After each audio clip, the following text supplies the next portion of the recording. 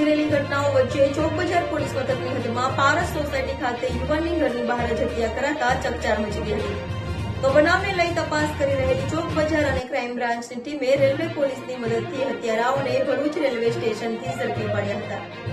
સુરતમાં અસામાજિક તત્વોનો આતંક રોજે રોજ સામે આવી રહ્યો છે, ત્યારે ચોક બજાર પોલીસ મથકની હદમાં એક યુવાનની ઘર બહાર જ હત્યા કરાતા ચકચાર મચી ગઈ છે।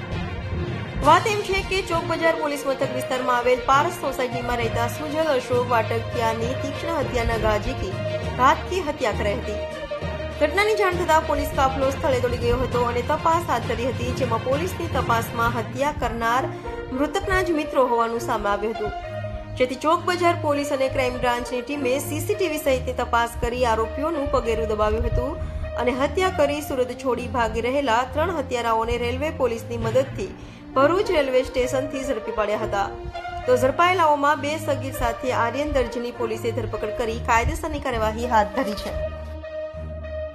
તારીખ 17/11/2024 રોજ ચોક બજાર પોલીસ સ્ટેશન વિસ્તારની અંદર એક મર્ડરનો ગુનો દાખલ થયેલો હતો, જેમાં માહિતી એ રીતના છે કે પોલીસને માહિતી મળેલ હતી કે બપોરે અંદાજિત 2:15ની આસપાસ ચોક બજાર વિસ્તારમાં આવેલી પારસ સોસાયટીની અંદર એક ડેડ બોડી મળેલ છે।